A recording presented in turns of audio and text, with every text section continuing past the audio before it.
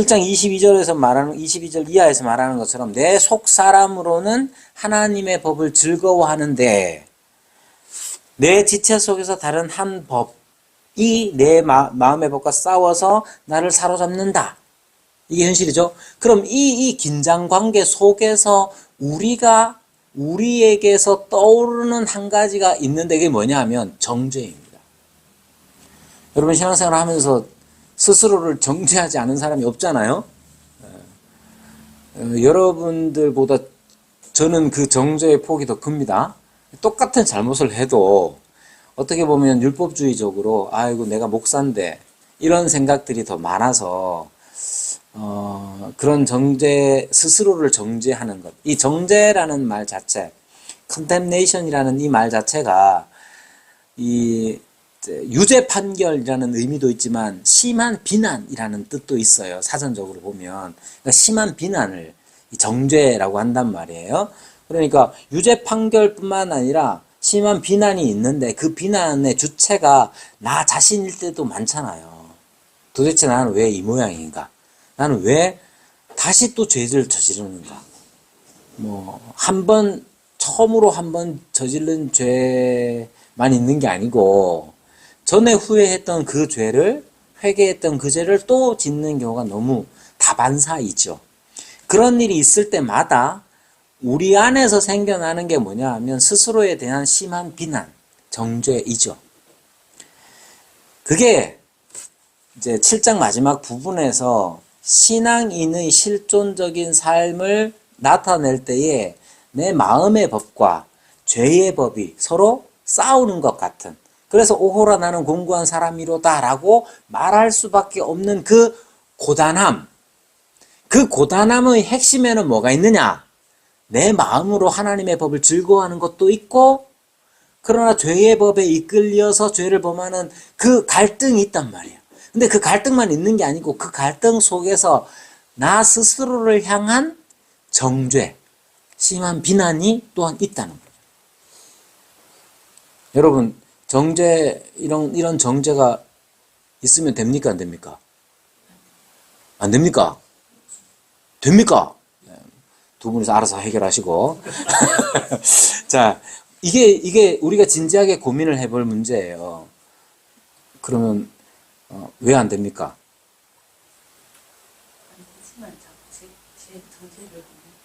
그거 안 된다면서요. 그래, 이제, 정죄라는 게 이런 갈등이 있어요. 생각해 보세요. 정죄라는 게 좋게 역할을 합니까? 안 합니까?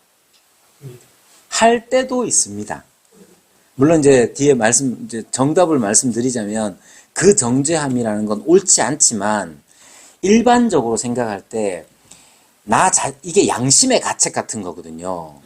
그렇잖아요. 하나님의 법을 내가 즐거워합니다 하고 하나님 정말 좋아요 뭐 이러다가 곧바로 죄를 지으며 내가 후회를 하고 질책을 한다. 스스로를 질책한단 말이에요. 이러한 질책 자체가 하나님을 향하여 더 나아가도록 하기도 하잖아요. 그죠? 그런 의미로서 정죄는 필요한 거 아니야? 이렇게 생각할 때도 있다고요. 근데 결코 정죄함이 없나니 했으니까 이제 집사님 강조점 거긴 결코 정죄함이 없다 했는데 이렇게 되는 거예요. 그래서 이 정죄함이라는 말의 의미가 무엇인지를 좀 더 잘 이해할 필요가 있어요. 그래서 이걸 이해를 안 하면 일반적인 개념에서 마치 양심의 가책이라는 것이 우리를 더 윤리적으로 만들기 때문에 만약에 스스로를 향한 정죄가 없으면 대단히 비인간적으로 보입니다. 짜증나고 당혹스럽습니다. 그게 세상 사람들이 기독교인을 보면서 느끼는 당혹함입니다. 어디에 나오느냐? 제가 소설은 못 읽었고 영화 밀양에 대표적으로 나오죠. 밀양의 주인공 전도연 씨가 분한 역할한 그 이름은 모르지만 딸아이가 죽임을 당하죠. 그게 괴로워서 교회를 찾고 교회에서 위로를 얻고 교회에서 위로를 얻어요. 그리고 나서 그 성경의 가르침을 따라서 이 사람을 용서하겠노라고 마음먹습니다. 자기 딸을 죽인 범인을. 이 범인은 붙잡혀서 지금 어디 있느냐? 교도소에 있어요. 그 교도소까지 찾아갑니다. 엄마가 얼마나 괴로웠겠어요. 그래도 표현하자면 주님의 은혜를 힘입어서 그걸 힘입어 이 사람을 용서하려고 해요. 그래서 면회를 가가지고 내가 당신을 용서한다라고 말해요. 그랬더니 그 범인이, 교도소에 있는 자기 딸을 죽인 이 범인이 뭐라고 말하는 줄 알아요? 걱정하지 마라. 하나님 나 용서했다.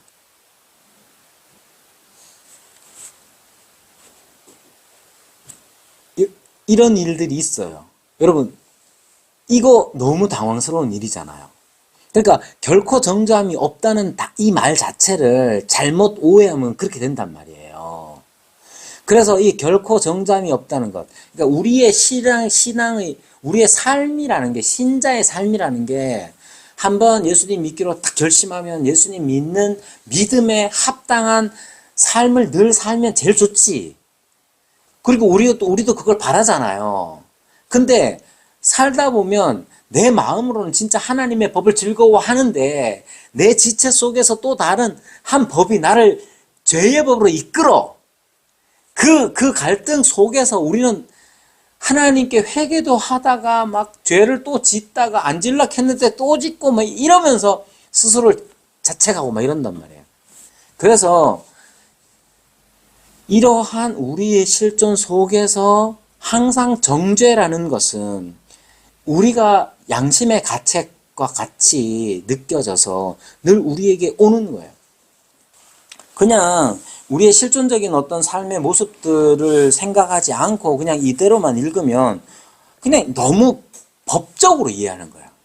그러니까 당연히 정죄함이 없다는 이 말씀 자체는 굉장히 법정적 선언입니다. 우리가 분명히 죄를 지었음에도 불구하고 너 정죄, 너에게 유죄 판결 내리지 않겠다 이렇게 말하는 건 굉장히 법정적이지만 자꾸만 그렇게 법정적으로만 생각을 하면, 법정적 선언으로만 생각을 하면 사실은 아까 밀양의 예처럼 그런 오해를 살 수가 있죠. 우리 편에서 보면, 한쪽 편에서 보면 사람을 죽이고 그것도 어린 딸을, 남의 집 딸을, 엄마밖에 없거든요. 엄마밖에 없는, 하나밖에 없는 그 딸을 죽인 범인을 생각해 보세요. 그 사람은 살인을 저질렀어요. 그리고 감옥에 가 있는데 거기서 예수님을 영접했대. 그리고 자기가 간증을 합니다. 주님께서, 저는 살인자인데 주님께서 저를 용서하셨습니다. 그럼 우리가 어떻게 하겠어요? 우리가 어떻게 하겠어요? 할렐루야, 하나님이 역사하십니다. 이렇게 할 수밖에 없어요. 그거 당연해요. 근데 거기에서 빠진 게 뭐냐? 하면 자꾸만 정죄라는 것 자체를 그냥 법정적 선언으로만 생각하는 거예요. 그렇게 되면 우리가 이 오해를 할 수가 있단 말이에요.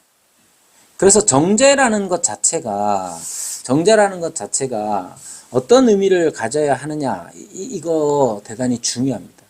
결코 정죄함이 없나니라는 이 말은 사실은 믿음의 고백으로 받아들여야 돼요. 그리고 이 믿음의 고백이라는 것은 하나님의 하신 일에 대한 믿음의 고백이어야 돼요. 자꾸만 법정적 선언이라고 했을 때는 내게 유리한 어떤 판결 정도로만 생각을 하면, 여기에서 말하는 결코 그리스도 예수 안에 있는 자에게는 결코 정죄함이 없다는 이 말을 자기 편의적으로 받아들이고 이해해 버린단 말이에요. 그래서 결코 정죄함이 없다는 이 말 속에서 하나님의 일하심에 대한 믿음이 없이 그냥 난 이제 죄 없어 라는 식으로 한단 말이에요. 이런 거죠. 인간 사회에서 법을 통해서 죄의 형량을 정합니다. 대부분 형량을 어느 만큼 해야 되냐, 돈을 이제 500만 원 훔친 사람과 500억을 훔친 사람, 횡령한 사람은 양이 다르죠. 형량이 다르단 말이에요. 그런 기준표, 형량 기준표 같은 것들은 있다고 하더라고요. 자, 그런데 우리가 어떤 사람이 죄를 범해서 범죄해서 감옥에서 형량을 다 치르고 나왔어. 그럼 그 사람 우리가 어떻게 대하겠어요? 예를 들면 대표적으로 조두순 같은 사람 있잖아요. 가까이 하고 싶지 않잖아요. 근데 아주 건조하게 보면 조두순은 자기 죄를, 자기 벌을 다 받고 나온 사람이야. 그렇잖아요. 여러분, 여기 결코 정죄함이 없다는 이 말 자체를 그런 식으로 받아들일 수가 있단 말이죠. 그렇지 않다 하는 게 중요합니다. 그렇지 않으려면 어떻게 해야 되느냐? 하나님이 하신 일에 대한 믿음의 고백이 필요한 거예요. 여기에서 자유함이 있는 거예요. 이 정죄라는 것 자체가 우리가 양심의 가책 정도로 하나님께 회개하도록 하는 그 정도를 말하는 게 아닙니다. 사실 정죄라는 것 자체는. 그래서 우리가 신앙생활 하면서 하나님 앞에서 하나님의 법을 즐거워하는 나 자신과 죄의 법에 사로잡히는 나 자신, 이 갈등이 있는데, 이렇게 죄를 지을 때, 하나님 저를 용서해 주세요라고 하나님께로 돌아오게끔 하는 거, 사실 그건 정죄가 아니에요. 성령께서 우리를 깨닫게 하시는 것이죠. 죄를 깨닫게 하셔서 하나님 편으로 돌아오게끔 하는 거예요. 하나님의 길을 즐겁게 갈 수 있도록 하는 거고, 여기에서 말하는 정죄는 그 정도 차원을 얘기하는 게 아닙니다. 자, 우선 항상 결코 정죄함이 없다는 이 말을 믿음의 고백으로서 하나님이 하신 일에 대한 믿음의 고백이 되어야 합니다. 그러려면 죄에 대한 이해를 좀 더 넓혀야 하는데, 앞서 잠깐 말씀드린 것처럼 죄를 법정적 차원, 법적인 차원에서만 이해하는 게 아니라 좀 더 관계적 차원에서 이해를 할 필요가 있어요. 자, 예를 들면 이제 아내에게 마음의 상처를 준 거, 그럼 범법 행위는 아니잖아요. 아닌가? 범법 행위보다 더 겁나는 일이지요. 저는 그렇습니다. 마치 그런 거예요. 자, 여기에서 결코 정죄함이 없다는 이 말이 법정적으로, 아니 조두순이도 다 치렀으니까 조두순이가 나와가지고 나는 죄값 다 치렀어, 이런 식으로 하면 정말 꼴보기가 싫잖아요. 우리가 그런 식으로 이 정죄함, 결코 정죄함이 없다는 이 말을 우리가 사용하면 그건 온전한 게 아니란 말이에요. 그런 면이 있어요. 당연히 있어요.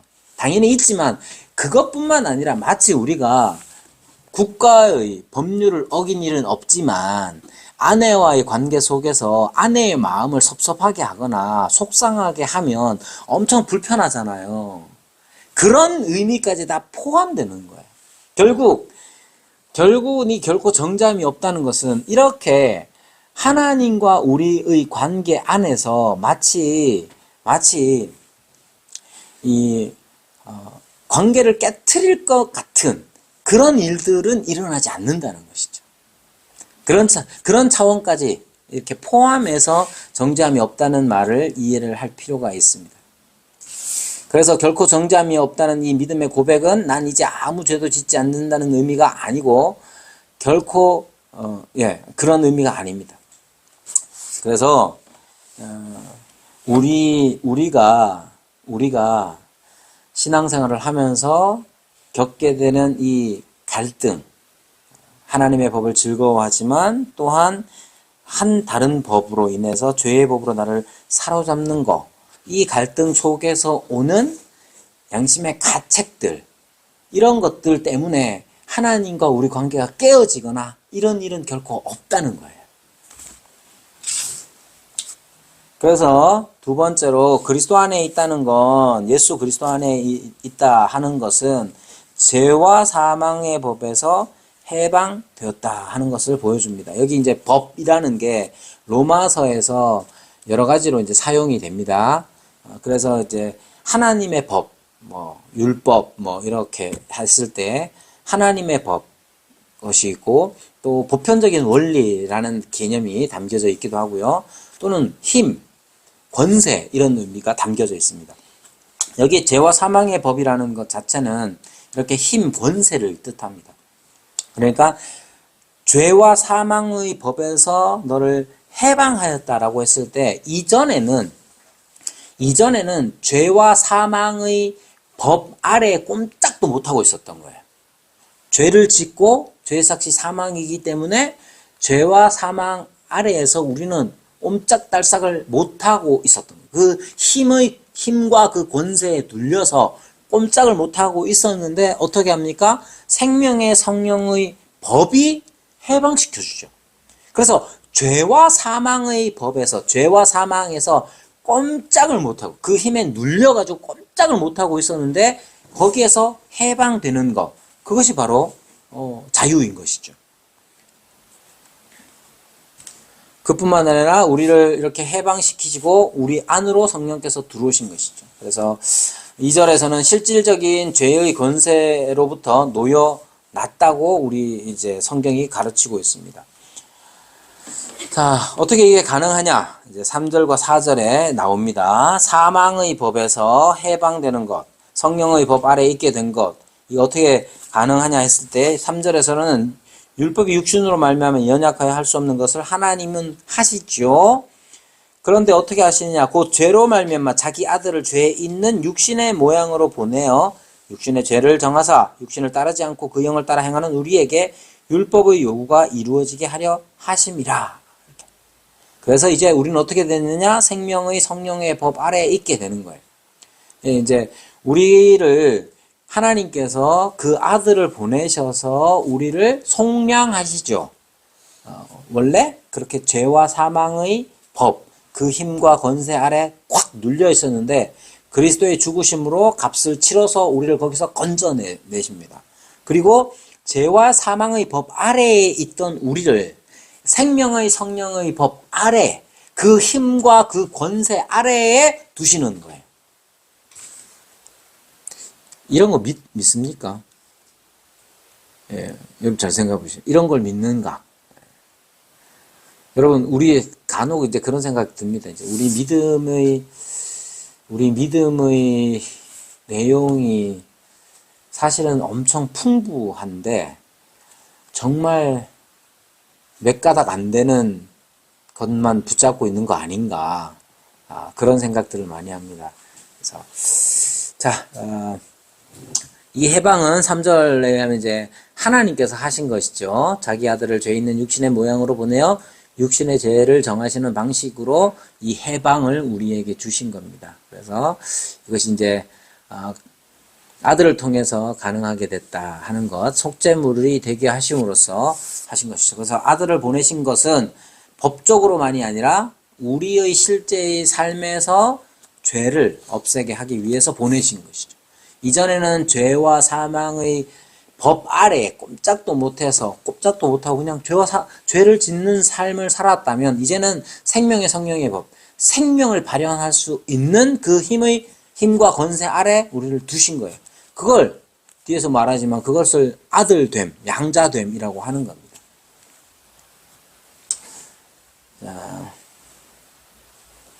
자, 그러면서 계속 이렇게 말합니다. 5절에 육신을 따르는 자는 육신의 일을, 영을 따르는 자는 영의 일을 생각하나니 육신의 생각은 사망이요 영의 생각은 생명과 평안이니라. 자,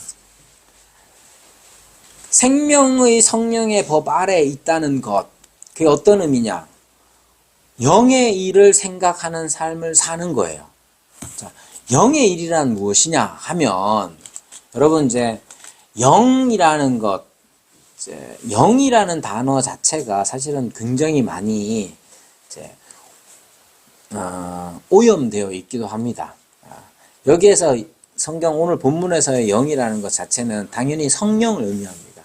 성령의 일, 그러니까 생명의 성령의 법 아래에 있다는 게 어떤 의미냐 했을 때 구체적으로는 영의 일을 생각하는 거예요. 그 영의 일이 뭐냐? 영의 일이라는 게 뭐냐 했을 때 그 철학의 역사도 보면 고대 그리스에서부터 이원론적으로 많이 생각했습니다. 그래서 여러분들이 다 아는 것처럼 이제 플라톤의 이데아론 같은 것도 마찬가지죠. 본질은 이데아가 본질이다. 지금 우리가 보는 것은 그 이데아의 그림자일 뿐이다. 뭐 이런 식으로 생각해서 이 세상에서 우리가 겪고 있는 것들을 둘로 나누어서 생각을 합니다. 영적인 것, 육적인 것 이런 식으로. 이제 그래서 영의 일을 생각한다는 말도 영적인 어떤 것들을 생각하는 것처럼 생각하는데 그것보다도 아주 쉽게 생각하는 건 뭐가 되느냐면 영의 일을 생각한다는 것. 그것은 생명과 성령의 법 아래 산다는 건데 성령의 일을 생각하는 거예요. 성령의 일에 초점을 맞추는 거예요. 자, 성령의 일이 뭐겠어요? 성령의 일이 뭡니까?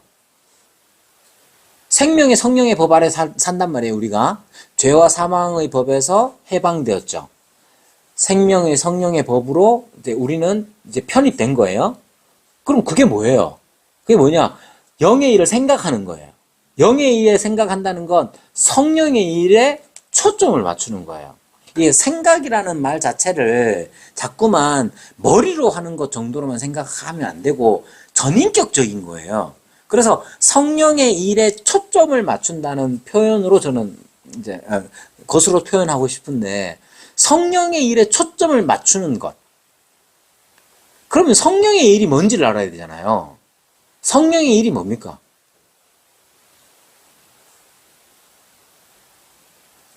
성령의 일이 뭐예요? 문자로 보내주실래요? 선착순 5명에게. 자, 성령의 일을 생각한다는 거, 이게 이제 이때 영은 성령을 의미하고요. 성령의 일에 초점을 맞추는 거예요. 그게 기본적으로 뭐가 되느냐 하면 죄를 이기는 거예요. 성령께서 뭘 하셨느냐? 죄와 사망의 법 아래에 있는 우리를 해방시키셨잖아요. 그래서 기본적으로 죄를 극복하는 거예요. 죄를 이겨내는 거예요. 그게 성령의 일이에요. 여러분, 죄가 뭡니까?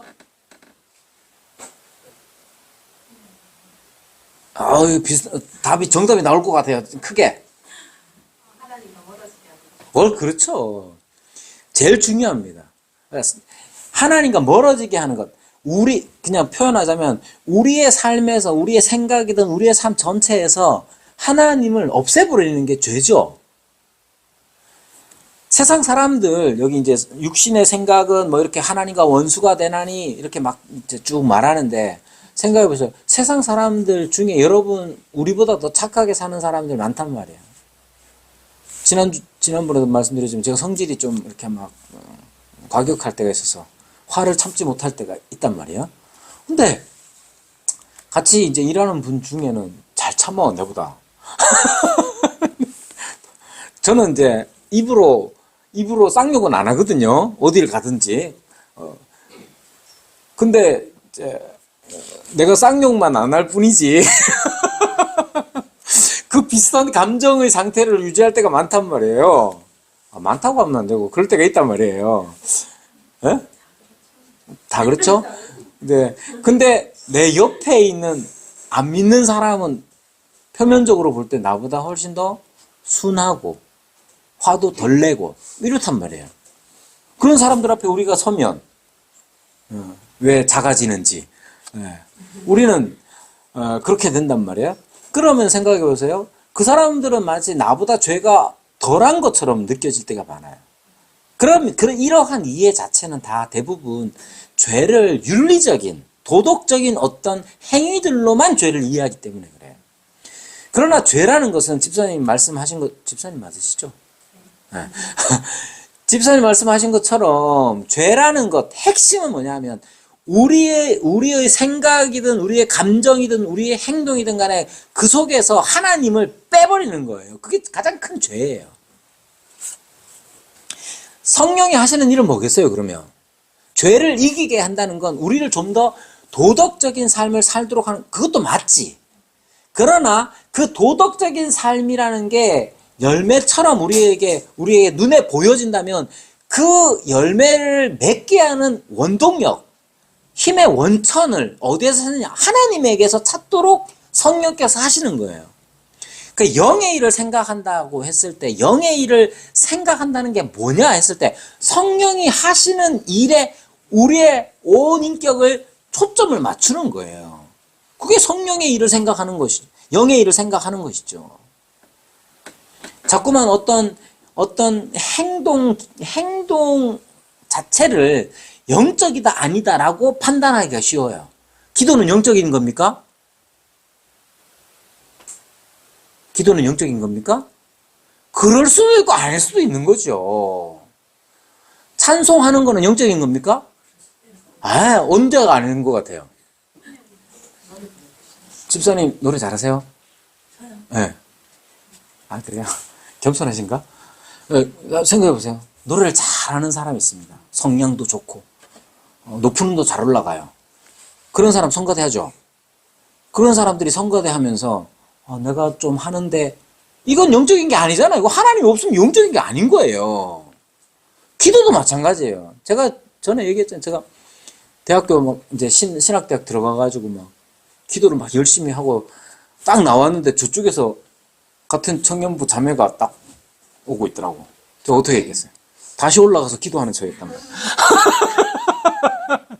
그 앞에는 내가 영적인 일을 했겠지. 영의 일을 생각하며 했겠지. 근데 그 다음에 그 자매 보고 올라가가지고 다시 이렇게 기도하는 척 한 거는 영적인 게 아니에요. 여러분, 우리에게서 하나님이 이유가 되고 하나님이 우리 앞에 코람데오로서 하나님이 우리 앞에 계셔서 그분의 일에 초점을 맞추는 행위는 설거지라도 심지어 휴지를 줍는 일이라도 영적인 거예요. 될 수 있는 거예요. 영의 일을 생각한다는 그런 거예요. 그러니까 성령의 법 아래에 있다는 게 어떤 의미냐 했을 때 우리는 이전에는 그럴 수가 없었어요. 죄와 사망의 법 아래에 있었단 말이에요. 법이라는 게 힘, 권세 꽉 눌러가지고 꼼짝도 못하도록 죄만 하나님을 전혀 생각하지 않고 살도록 했는데 이제 우리를 거기서 해방시키셨단 말이에요. 그래서 뭘 하십니까? 우리로 하여금 영의 일을 생각할 수 있도록 하신 거예요. 우리를 생명의 성령의 법 아래에 두셔가지고 이것이 진정한 자유죠. 그리고 이 자유를 온전히 누리기 위해서 꼭 필요한 건 뭐냐면 그에 대한 확신이 필요한 거예요. 육이라는 게 여기 계속 반복되죠. 이제 헬라어로는 sarx라고 하는데 이제 영어로는 flesh. 이게 뭐냐면 이 육이라는 것은 우리의 감각을 지배하는 욕망이에요.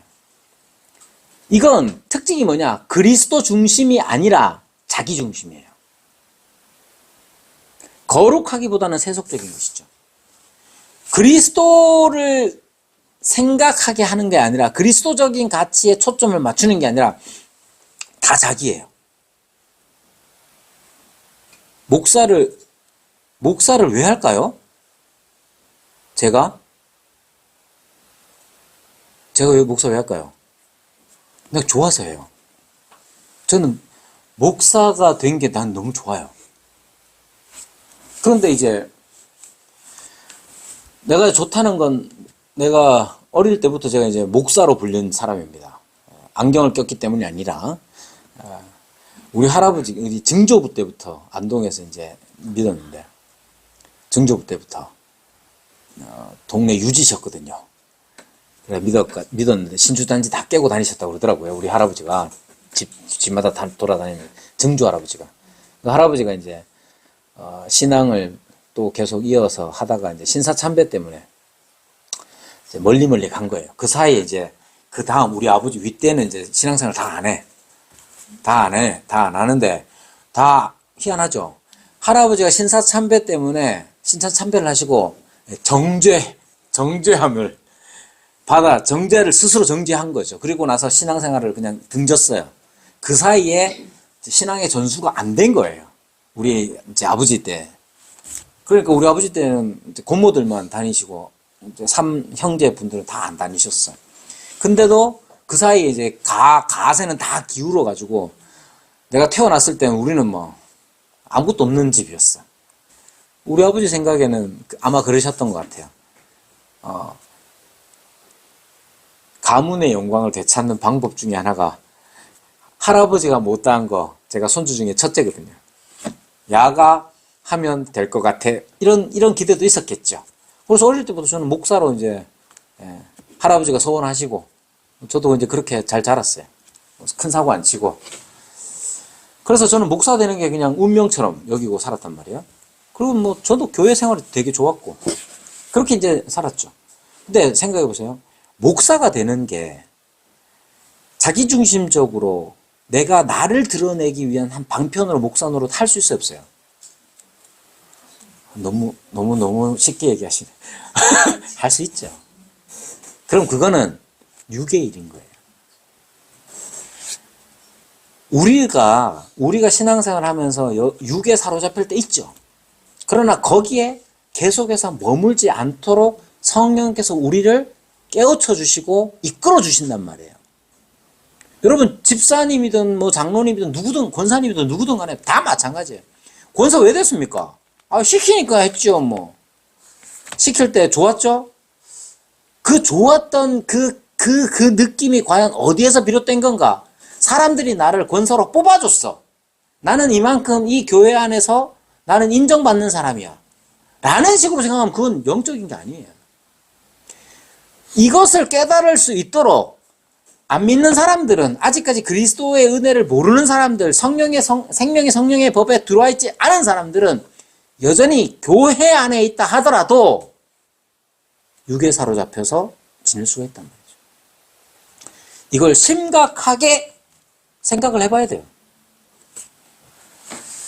심각하게 생각하시면서 5분간 쉬겠습니다. 성령께서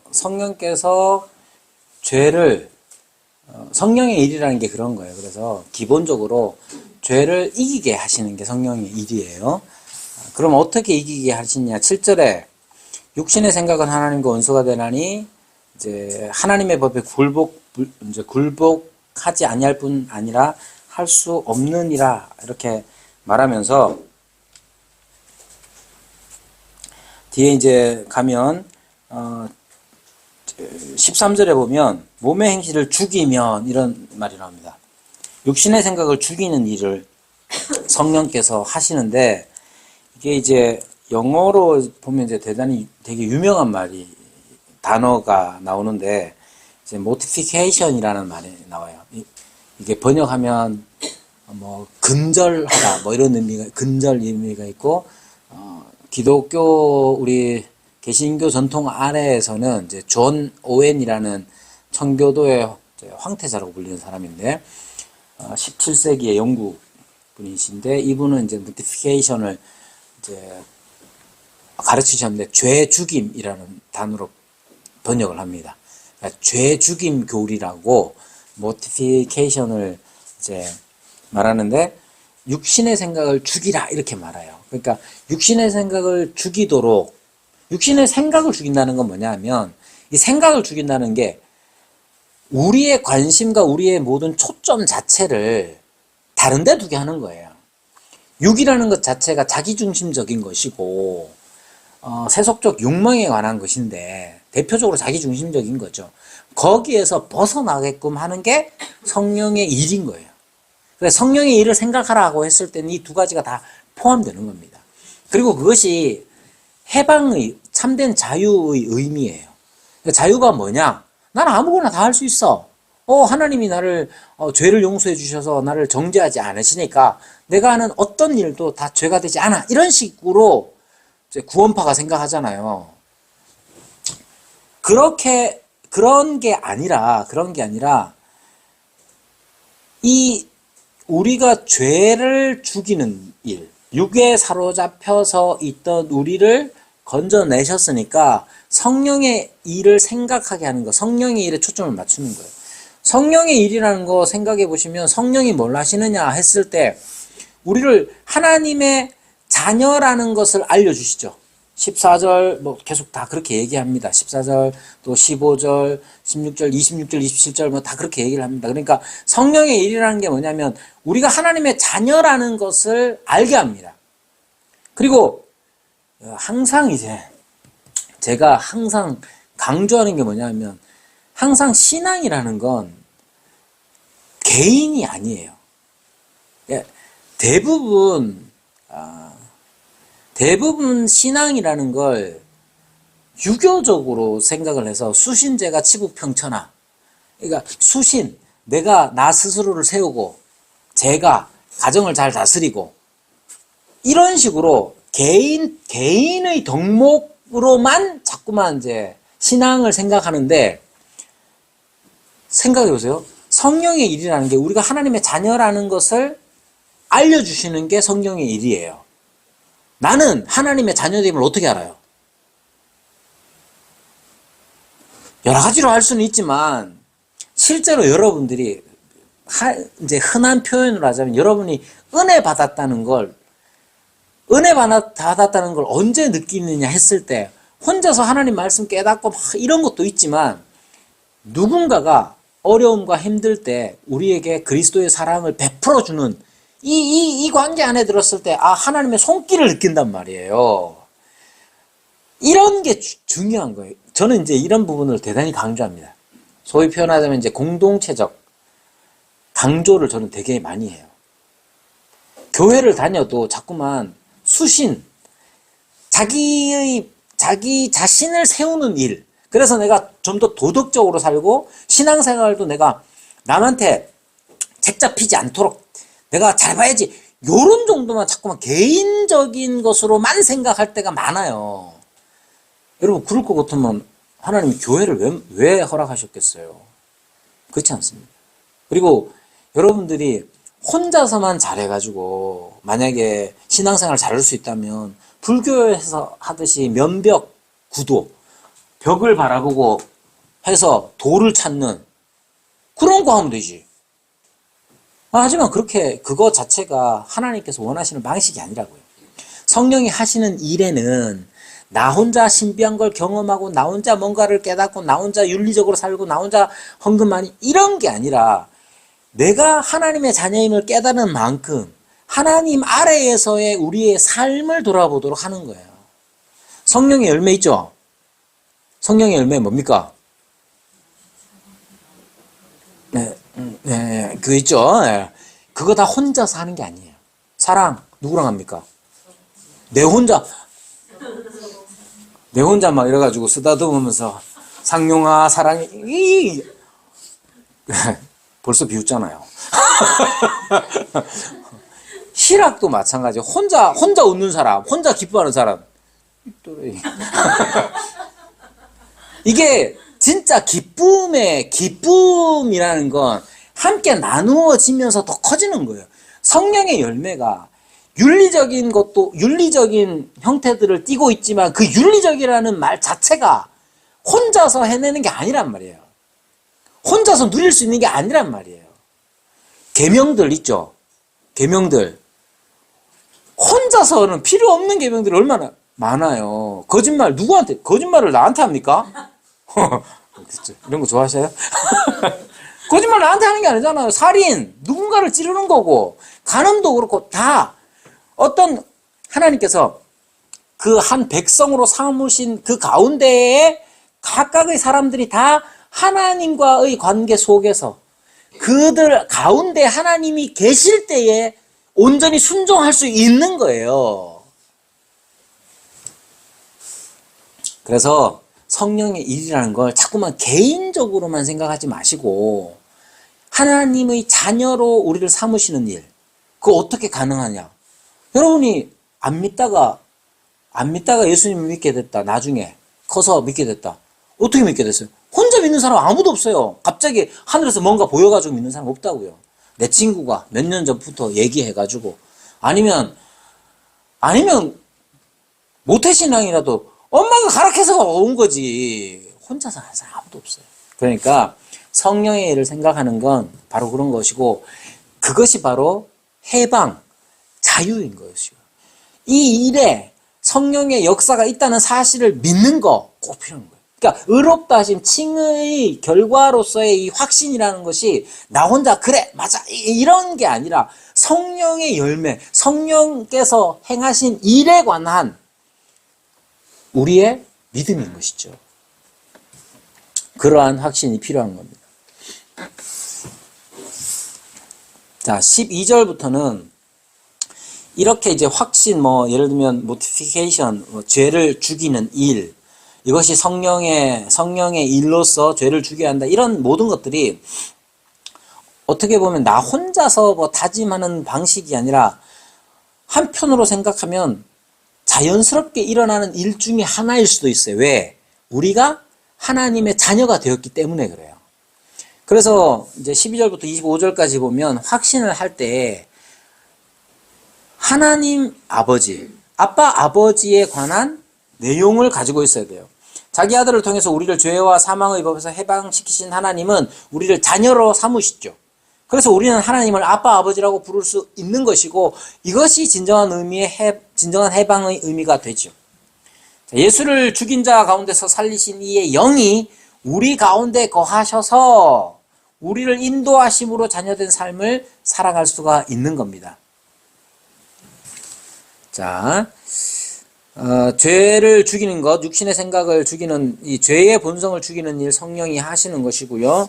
12절과 13절에도 보면 형제들아 우리가 빚진 자로되 육신에게 져서 육신대로 살 것이 아니라 너희가 육신대로 살면 반드시 죽을 것이로되 영으로서 몸의 행실을 죽이면 살리니 했을 때 나오는 이 말을 우리가 또 잘 생각을 하셔야 됩니다. 우리가 죄로 물든 이 습관으로부터 당연히 돌아서서 성령의 일을 생각하며 그리스도의 은혜와 사랑에 빚진 마음으로 죄를 짓고자 하는 동기에서 돌아설 때 그것이 바로 성령 안에서 죄를 죽이는 것이 되는 겁니다. 하나님의 자녀로 산다는 것, 이것은 굉장한 특권을 우리에게 주는 것인데 14절부터 보면은요, 하나님의 영으로 인도함을 받는 사람은 곧 하나님의 아들이라고 말하면서 이제 21절까지 쭉 보면 우리 아들됨에 대하여서 말합니다. 아들을 어떻게 됐느냐? 여기 이제 양자로 삼으셨다 하는 게 나오죠. 그러면 이제 양자의 영을 받았다고 했을 때 양자, 말 그대로 이제 입양된 거예요. 입양된 거.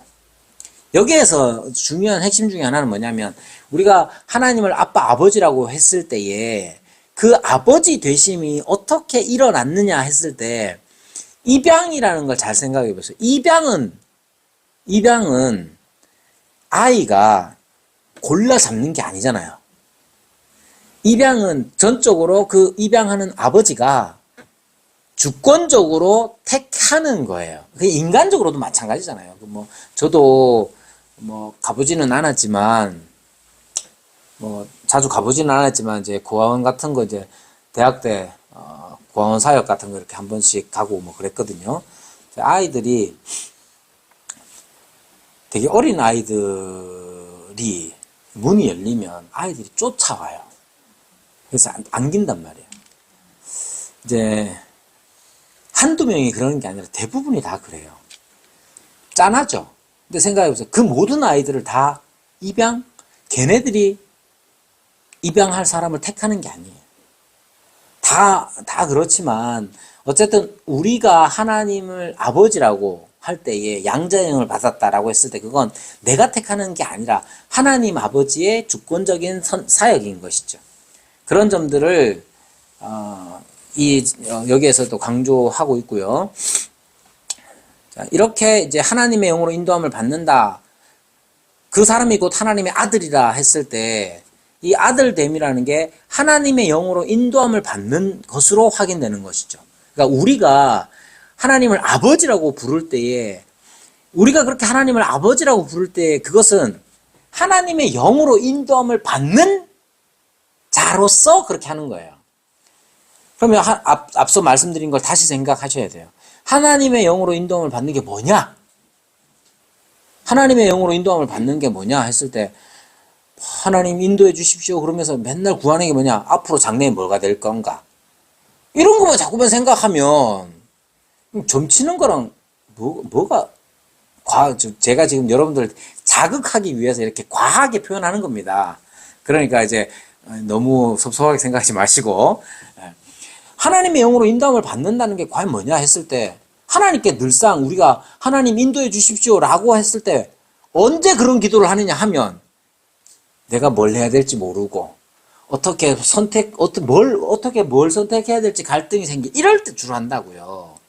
근데 하나님의 영으로 인도함을 받는 거 그게 곧 하나님의 아들이다라고 했을 때 양자의 영을 입었다는 게 그거예요. 하나님의 영으로 인도함을 받은 게 뭐냐? 앞서 말씀드렸죠. 죄를 죽이는 거. 그뿐만 아니라 하나님의 자녀답게 사는 거예요. 근데 그건 혼자만의 일이 아니다. 그래서 성령이 미워하는 죄를 미워하고 성령이 사랑하는 일들을 사랑하는 거, 이게 중요한 겁니다. 하나님의 영으로 인도함을 받는 게 뭐냐? 하나님의 아들이죠? 그죠? 하나님을 향해서 하나님을 아버지라고 부르면서 성령의 인도를 안 받아, 하나님의 영의 인도를 안 받아. 그럼 착각이죠. 잘 기억하셔야 돼요. 하나님 아버지 이렇게 막 기도를 해, 맨날 하나님 아버지 기도를 하는데 하나님의 영으로 인도함을 받지 않아. 그거는 성립이 안 되는 문제예요. 그러니까 하나님을 아버지라고 부르는 건 지금 어떻게 보면 많은 경우 이미 익숙해져 버렸어. 그래서 하나님을 아버지라고 막 불러. 근데 하나님의 영으로 인도함을 안 받아. 큰 문제가 있는 겁니다. 그리고 여러분이 아버지라고 하나님을 부를 때에 내가 자신이 하나님의 영으로 인도함을 받는지를 알아야 돼. 여러분, 하나님의 영으로 인도함을 받는 거 크게 두 가지 말씀드렸잖아요. 죄를 죽이는 거. 죄를 죽이는 것과 성령이 사랑하는 일을 사랑하는 거. 성령이 사랑하는 일이 뭡니까? 성령께서 하시는 일, 우리를 구원하시고 우리를 하나님의 자녀답게 해나가시는 거. 그걸 나도 사랑하는 거예요. 그러니까 여러분의 관심이 하나님을 향하여 아버지라고 부르면서 매번 구하는 내용이 맨날 돈 주세요, 뭐 고쳐주세요, 우리 잘되게 해주세요. 맨날 이거밖에 없다. 그것도 해야 됩니다. 하지 말라는 게 절대로 아니에요. 그것도 해야죠. 당연히 해야 되는데 그것밖에 없다. 죄를 죽이는 것도 큰 관심이 없고 성령께서 하시는 역사, 구원의 역사에 대하여서도 큰 관심이 없고 그럼 그게 아들인가 생각해 보라는 얘기예요. 왜? 이건 제가 말하는 게 아니잖아요. 분명히 말하잖아요. 하나님의 영으로 인도함을 받는 사람은 곧 하나님의 아들이라, 이렇게. 자, 아들이 누리는 특권에 대하여서 쭉 말합니다. 자, 15절에 하나님의 아들이 누리는 특권 15절에 다시는 무서워하는 종의 영을 받지 않았다. 그래서 안전을, 우리가 하나님을 아버지라고 부르고 하나님의 영으로 인도함을 받는 사람들은 안전함을 누립니다. 무서워하지 않게 되는 것이죠. 그리고 아빠, 아버지라고 부를 수 있는 이 권세를 가지게 되죠. 그리고 아빠라고 부르니까 친밀함, 하나님과의 친밀함을 누리게 됩니다. 이게 다 아들이 누리는 특권들이에요. 16절부터는 확신, 17절부터는 상속자가 되고, 상속자가 된 우리는 또한 단련되게 되죠. 단련되게 됩니다. 이런 것들이 상속자로서, 하나님의 아들로서 누리는 겁니다. 근데 여기에 이제 17절에 보면 자녀이면 또한 상속자 곧 하나님의 상속자니 그리스도와 함께한 상속자니 우리가 그와 함께 영광을 받기 위하여 고난도 함께 받아야 할 것이니라고 17절에 말합니다. 그러니까 이제 상속자로서 예수님의 고난에 참여하는 일 또한 아들됨의 영광인 거예요. 아들됨의 특권인 것이죠. 그러니까 고난이라는 것 자체를 아들됨의 권리, 특권으로서 이해를 하는 게 중요합니다. 왜 그게, 고난받는 게 뭐가 좋다고 그러냐? 그리스도께서도, 하나님의 참 아들이신 그리스도께서도 그렇게 고난을 받으셨기 때문에 그렇습니다. 그러면 이 고난 누가 좋아하는 사람 아무도 없잖아요? 고난 좋아하는 사람 누가 있습니까? 우리 교회가 분위기가 엄청 좋아요. 농담이 아니고. 우리 교회는 장로님도 되게 좋고, 집사님들도 다 좋고, 진짜 재밌어요. 이번에도 이제 지난 주일날, 개 낚시를 갔거든요. 주일날. 개 낚시를 갔어요. 개 낚시 바닷가에 가서 던져놓으면 고등어 이렇게 해가지고 그물 이렇게 막 푹실푹실한 거 그물 이래가지고 달아가지고 던져놓잖아요. 그럼 좀 이따가 쓱 땡기면 개들이 그 고등어 먹겠다고 왔다가 그 물에 걸려가지고 쭉 달려옵니다. 재밌어요. 우리는 요맘때쯤 늘 가거든요. 비가 왔네. 재밌었겠어요, 없었겠어요? 재밌었어요. 왜냐하면 막 우리 집사님이 트럭에다가 막 오뎅하고 막 떡볶이하고 순대 막 가고 썰어가지고 막 그 난상에서 그 천막 쳐놓고 막 또 다 국물에다가 막 라면 끓여 먹고 막 개는 세 마리 잡았어 내 혼자. 개 재미는 한 개도 없었는데 그 우리끼리 가가지고 막 중학생 여자애들 막 저끼리 막 놀고 막 재밌었어요. 왜 이런 말을 하느냐? 이렇게 재밌어도 욕심이 많이 생기고 또 다른 욕심들도 많이 생깁니다. 그런 욕심들이 우리에게 고난처럼 다가오기도 하죠. 그리고 여러분, 내 친구가 대학 동기가 대전에서 엄청 큰 교회 담임 목사거든요. 그래 갔더니 잘 만나주지도 않아요. 그리고 갔는데 한참 기다렸어. 신경질이 쓱 나고 있는데 또 왔더라고요. 하는 말 중에 야, 큰 교회 힘들다. 작은 교회가 좋다. 그러길래 기분이 안 그래도 나쁜데 원래 별로 좋아하지도 않았거든. 또 성질이 별로잖아 내가. 바꿀래? 바꿀래? 취도 안 하고. 나는 할 용의가 있는데. 여러분, 이게 작은 교회가 분위기 좋죠. 저 되게 좋아요. 그런데 이제 거기에서도 작기 때문에 오는 어려움들이 있다고요. 누가 좋아합니까? 별로 좋아하는 사람 별로 없어요. 그런데도 불구하고 그리스도께서 고난을 받으셨기 때문에 아들된 특권으로서 고난을 받는다는 거예요. 그럼 고난을 그러면 어떻게 견디느냐 했을 때 18절 현재의 고난은 장차 우리에게 나타날 영광과 비교할 수 없다 이렇게 말합니다. 이것이 하나님을 아빠, 아버지라고 부르는 사람들의 비록 그들이 고난 가운데 있다 할지라도 그 고난조차도 사실은 그리스도께서 당하신 고난이라 우리에게는 영광스러운 일이긴 하고 영광스럽고 특권이긴 하지만 심지어 우리가 그렇게 특권으로 누리는 그 고난까지도 나타날 영광과 비교할 수 없다 이렇게 말합니다.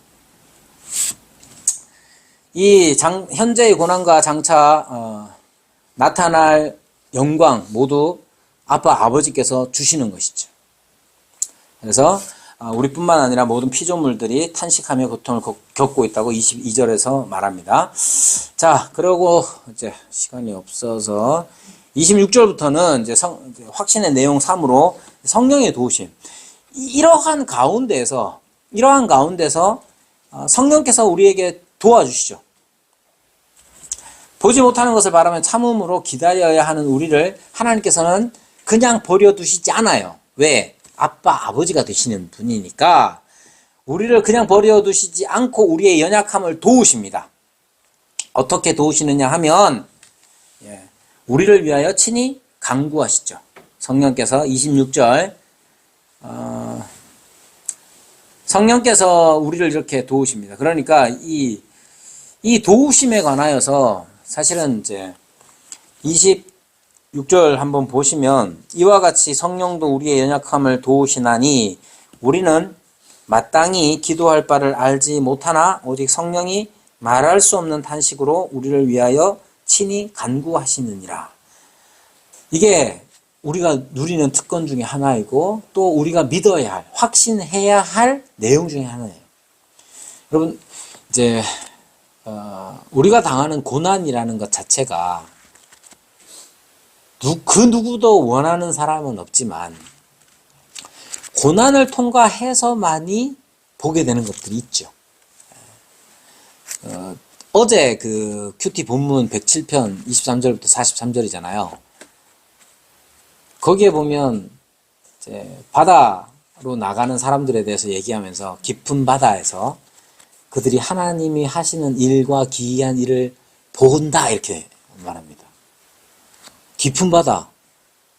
깊은 바다에서 어떻게 볼 수 있느냐? 하나님께서 물결, 풍랑을 통해서 그것을 또 잠잠케 하시는 이 모든 과정들을 통해서 하나님이 하시는 일을 보게 되는 것이죠.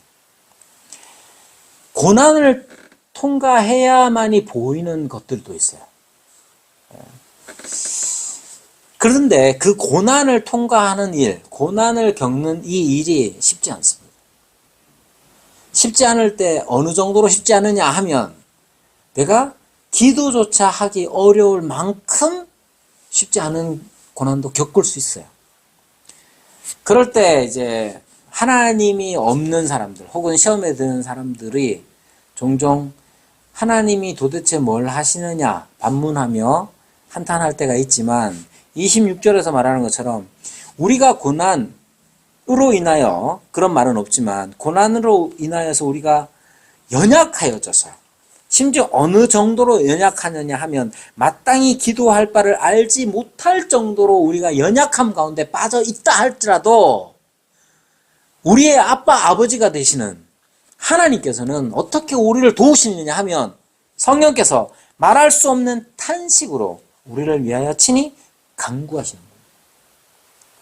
이것이 이러한 사실은 사실 우리의 믿음으로 고백하는 것이고 확신해야 되는, 이건 성경에 이렇게 기록되어 있으니까 하나님의 계시로 기록하여 주신 것이니까 우리는 이 어려운 때에 우리의 연약할 때에 고난 중에 연약하여 마땅히 기도할 바를 알지 못할 정도가 되었더라도 성령의 역사하심을 믿는 사람이 되어야 합니다. 그리고 28절에 모든 것이 합력하여 선을 이룬다는 사실을 또한 알아야 돼요. 모든 것이 합력하여 선을 이룬다 했을 때 이 선이란 게 뭐냐? 여러분 무엇이 선입니까? 무엇이 선입니까? 선이라는 건 이게 좀 조심스러운 표현이지만 대단히 상대적입니다. 대단히 상대적입니다. 그래서 의에 관하여서 말씀드릴 때도 관계적인 것들 항상 전제로 해서 깔아놓고 의를 생각해야 된다고 말씀드렸던 것처럼 선이라는 것도 마찬가지입니다. 선이 무엇이냐? 나한테만 좋은 거, 나를 윤택하게 하는 거, 그런 것이 아니라 29절에 보면 그 아들의 형상을 본받게 한다고 하는데 우리에게 있어서 선이라는 건 그 아들의 형상을 본받는 거예요. 뭐가 선입니까? 우리에게? 그리스도를 본받는 게 선이에요. 그럼 그리스도를 본받는 거 어떻게 됩니까? 그리스도를 본받는 거 어떻게 돼요? 어떻게 하면 그리스도를 본받게 돼요? 어떤 상황에 처해 있든지 그걸 만들어 가십니다. 누가? 하나님께서 그렇게 만들어. 자, 우리가 전에 제가 말씀드렸잖아요. 내가 이제 불우한 시절을 보냈노라고. 그 불우한 시절이 우리 아버지 막 술 먹고 막 맨날 때리고 막 그 경험들이 저의 성질이 별로 안 좋게 만들었을 수도 있어요. 그럴 수도 있어요. 그런데 한편으로는 그 비슷한 고통을 겪고 있는 사람들에 대한 극률한 마음들을 갖도록 해주는 거죠.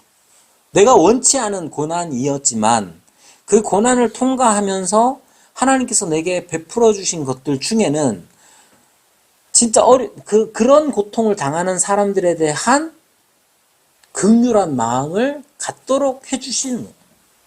그런 건 어려움을 겪지 못한 사람들은 몰라요. 진짜로 잘 몰라요. 그러니까 모든 것이 합력하여 선을 이룬다 했을 때 그 선의 의미가 야 나중에 다 잘 될 거야 아마. 니 지금 고생하지? 나중에 다 잘 된다. 그런 개념이 아니라 심지어 그 끝까지 고난 가운데 우리의 생을 마감한다 할지라도 그 고난은 그 아들의 형상을 본받게 하기 위해서 우리에게 허락하시는 하나님의 손길이고 다듬어 가시는 작품이라고 생각하셔야 되는 거죠. 이게 믿음 없이 될 일이겠습니까? 누구나 고난 좋아하는 사람 아무도 없습니다. 누가 좋아합니까, 고난을? 그런데 고난에도 고통에도 하나님의 뜻이 있다는 사실을 믿는 일이 필요하죠. 그래서 이 26절에서 30절 보면 우리가 죄와 고난의, 고통의 이 세상을 살아가면서도 담대하게 확신을 가지고 살아갈 수 있게 하는 세 가지를 말합니다. 23절부터 보면 그게 뭐냐면 소망에 관한 거예요. 23절에 보면 그뿐 아니라 또한 우리 곧 성령의 처음 익은 열매를 받은 우리까지도 속으로 탄식하여 양자될 것 곧 우리 몸의 속량을 기다린다. 이렇게 말하죠. 우리가 소망으로 구원을 얻었으며 보이는 소망이 소망이 아니니 보는 것을 누가 바라리요. 이렇게 우리가 이 세상을 살아가면서 죄와 고난, 고통이 있는 이 세상을 살아가면서 소망을 가지고 우리가 살아가기 때문에 그 고난의 바다를 지날 수가 있는 겁니다. 거기다가 성령께서 도우시는 그 도우심, 앞서 말씀드린 26절부터 30절까지 나오는 그 도우심 때문에 우리는 살아가게 되는 것이죠. 그러니까 우리는 담대하게 삶을 맞이할 필요가 있습니다. 그러면 이제 하나님께서 그 자녀들을 어떻게 그 아들의 형상을 본받게 하느냐? 본받게 하기 위해서 이제 5가지 동사를 사용합니다. 미리 아셨다. 30절 이하에 나오죠. 미리 아셨다 하는 것. 29절부터 이렇게 나오죠. 미리 아셨다 하는 것, 그리고 미리 정하셨다, 그리고 부르셨다, 의롭게 하셨다, 영화롭게 하셨다, 이렇게 말합니다. 그러니까 미리 아셨다 하는 것은, 이 미리 아셨다는 건 안다는 게 뭐냐? 안다는 게 뭐냐 했을 때 인격적으로 사랑하게 된다는 의미예요. 그 마태복음 7장 23절에 보면 예수님께서 비유로 말씀하시면 내가 너희를 도무지 알지 못한다 이렇게 말하잖아요. 내가 도무지 너희를 알지 못한다 하는 말은 어떤 의미냐? 예수님이 바보가? 그게 아니잖아요. 알지 못한다는 그 말은 그 사람들과 어떤 관계도 맺지 않겠다는 거예요. 반대로 얘기하면 내가 너를 안다 라고 말할 때 그 안다는 건 뭐예요? 하나님께서 그 사랑의 관계 안으로 사랑하게 된다는 거예요. 그걸 언제 하셨습니까? 미리 아셨다고 했으니까 시간이 시작되기도 전에 하나님은 우리를 사랑하셨다는 거죠. 미리 정하셨습니다. 이 정하다 하는 것은 대단한 목적성을 나타내고 있죠. 목적성. 미리 정했다 하는 건 목적을 정하셨다는 거예요. 미리 계획을 세우시고 우리를 사랑하시기 때문에 그리스도를 본받아 그와 함께 영화롭게 되는 것을 목표로 정하셨다는 거예요. 부르시죠. 하나님을 사랑하는 자들은 부르심을 받습니다. 28절에 나오고 29절에서 부르심을 받은 자는 의롭다함을 받은 자와 영화롭게 된 자와 같은 사람들이에요. 부르신 자는 어떤 사람이냐? 의롭게 한 사람들이고 영화롭게 한 사람들이 바로 부르신 자들이에요. 따라서 하나님이 부르신 자들은 의롭다함을 받고 마침내 영화롭게 됩니다. 그러므로 부르심은 진리를 깨닫도록 우리 내면에 비추시는 하나님의 조명이 바로 부르심이죠.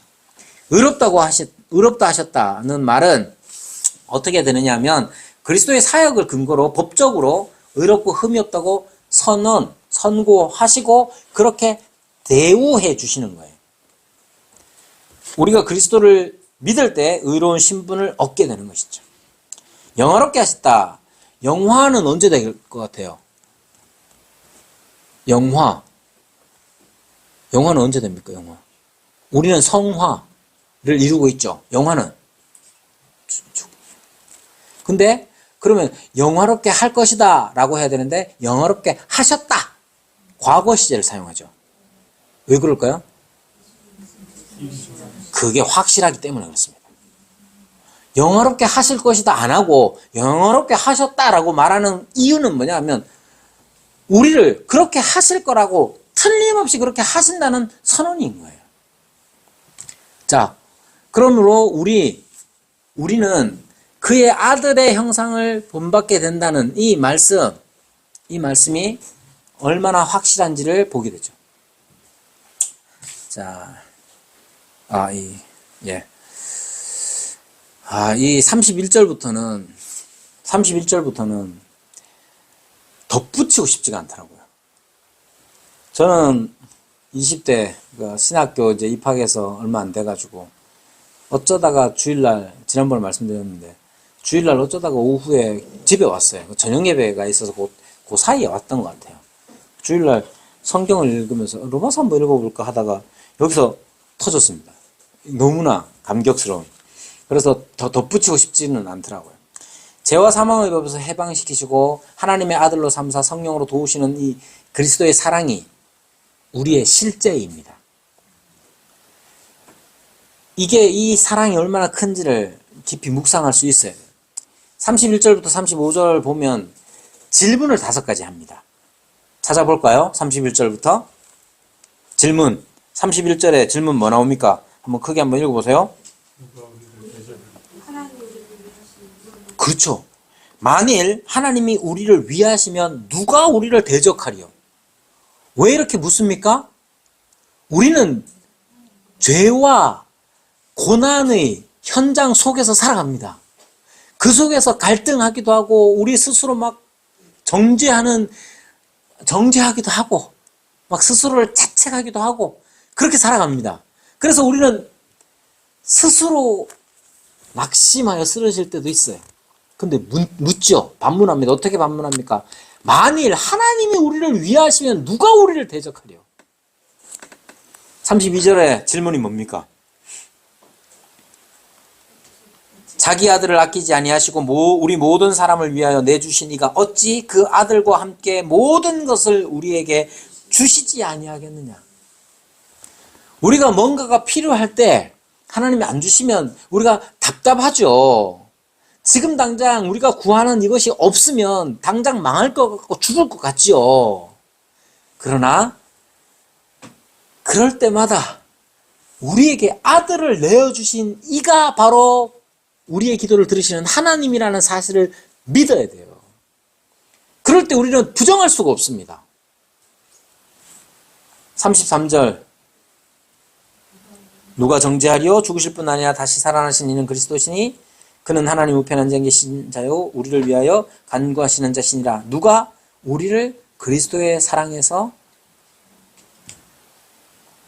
끊으리요? 이렇게 말하죠. 이 33절 누가 능히 하나님께서 택하신 자들을 고발하리요? 이렇게 말합니다. 그러니까 모든 정죄는 없는 것이죠.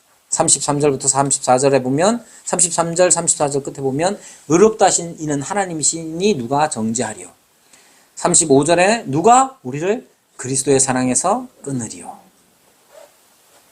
자, 누가 우리를 그리스도의 사랑에서 끊을 수 있겠습니까? 그 뒤로 쭉 나오죠. 35절부터 보면 환난이나 곤고나 박해나 기근이나 적신이나 위험이나 칼이랴.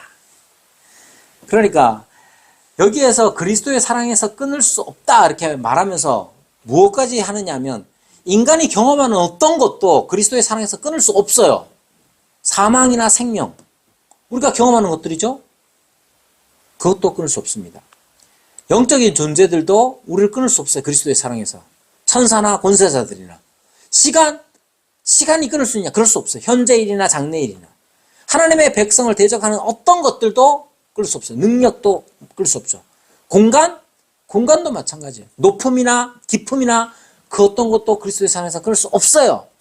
어떤 다른 피조물도 그리스도의 사랑에서 우리를 끊을 수 없다. 이렇게 말합니다.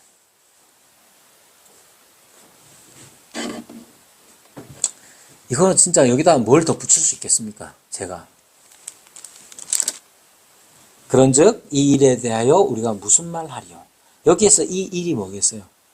죄와 사망의 법에서 우리를 해방하여 성령의 법 아래에 두시니 우리에게 성령을 주셔서 성령이 우리 안에서 역사하시는 그 하나님의 사랑 더 이상 어떻게 말할 수가 없죠. 그러니까 우리가 7장 마지막에서 오호라 나는 공고한 사람이로다 이렇게 말했을 때 그 긴장과 혹은 그래 맞아 진짜 나는 왜 이렇게 살까? 이렇게 한숨 짓는 이 한숨에서 시작해서 누가 그리스도의 사랑에서 우리를 끌을 수 있겠느냐 하는 이 질문에 이르기까지 성령께서 어떻게 우리 가운데서 역사하시는지 이 점들을 다시 한번 생각하시면서 한 번 더 깊이 묵상할 수 있기를 바랍니다.